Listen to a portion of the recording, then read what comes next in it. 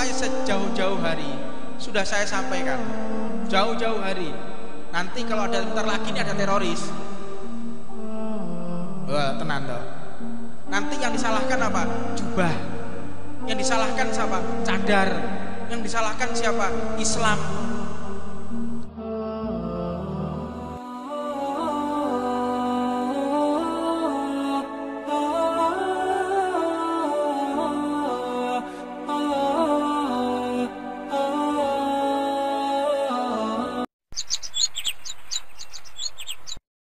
Bismillahirrahmanirrahim.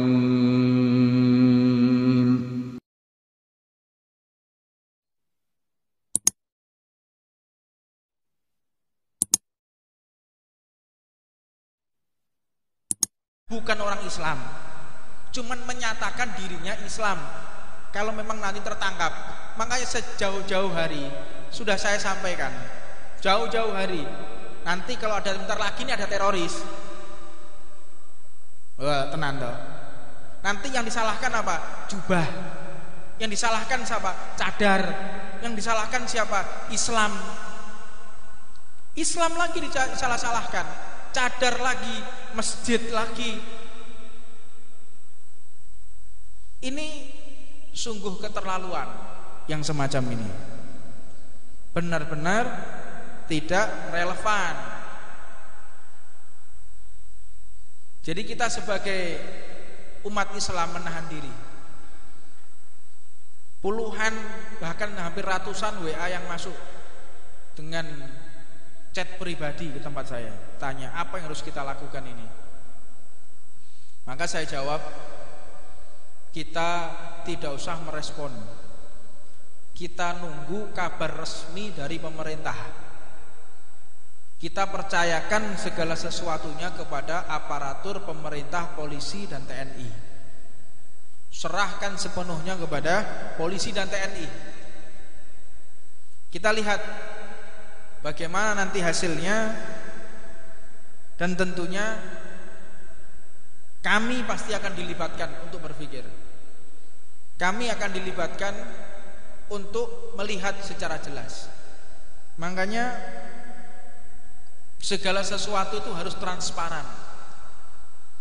Saya sering mengatakan 3 pilar ini, saya tidak tahu ideologi dari mana, saya nggak paham ini 3 pilar ini. Polisi, TNI, dan pejabat pemerintahan. Lah tokoh ulama dikemanakan ini? Tokoh agama dikemanakan? Tokoh agama, saya berbicara di sini bukan harus orang Islam, tidak. Kalau di Papua, libatkan para pendeta, libatkan mereka. Ketika di Bali orang-orang Hindu, tokoh-tokoh agama Hindu, libatkan mereka. Jangan 3 pilar. Kalau sudah seperti ini, baru gimana ini menurut Pak Kiai, gimana menurut Pak Ustadz? Telat. Makanya ideologi ini harus disembuhkan ini. Kalau terus-terusan seperti ini, maka tidak akan mencapai kesuksesan dalam bernegara. Makanya politik kalau sudah mau dipisahkan dengan agama, ya kayak gini nih modelnya.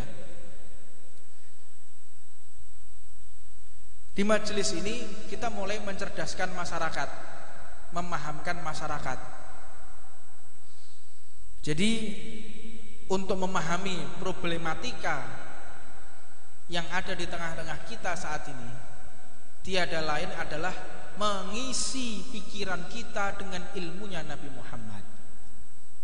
Jadi jangan kita memikirkan sesuatu atau mengambil kesimpulan melalui media mainstream atau melalui medsos. Oh, ini pasti gara-gara ini, gara-gara cadar, gara-gara ini sekelompok orang Islam. Lah kok enak? Hah? Anda menuduh orang Islam, mesti ke orang Islam. Dan ini adalah aliran radikal. Mau tahu radikal yang sesungguhnya di negara kita? Radikal yang paling radikal, rajanya radikal, itu para koruptor. Koruptor itu juga perbuatan radikal itu, koruptor itu radikal sekali. Tapi tidak ada yang menyebutkan koruptor itu radikal. Ada? Tidak ada. Itu orang yang koruptor. Mau maling loh. Kan maling itu aslinya. Makanya yang menyebabkan kondisi psikologis masyarakat ini tidak kuat itu karena kesulitan ekonomi, Pak. Kesulitan ekonomi, mereka lapar, dipengaruhi, ikut aliran radikal, dibiayai, disuruh ini dan itu, dikendalikan bisa mereka dalam keadaan lapar kok. Lah kenapa bisa lapar? Ya karena banyaknya koruptor. Jadi kita kalau mengambil menyembuhkan satu permasalahan tidak cukup dengan satu masalah bentuk tim. Bentuk tim, gimana caranya nangani teroris? Loh, teroris ini ada, kita harus cari apa sebabnya. Apa sebabnya teroris ini ada? Karena pemahaman. Loh, pemahaman yang bagaimana? Mereka itu yang berhasil direkrut menjadi teroris, itu yang pertama mereka dari juhala, dari orang-orang bodoh yang tidak bisa berpikir jernih, yang tidak bisa berpikir seperti kita, tidak ada ilmunya. Maka pada akhirnya mereka bisa direkrut, mereka bisa dipengaruhi karena keadaan lapar, dan mereka bisa diprovokasi. Orang yang bisa diprovokasi dan diajak radikal, lihat, tidak ada dari kalangan orang yang berilmu dan tidak ada dari kalangan orang yang kaya. Ono wong duwe motor, punya mobil harga 10 miliar.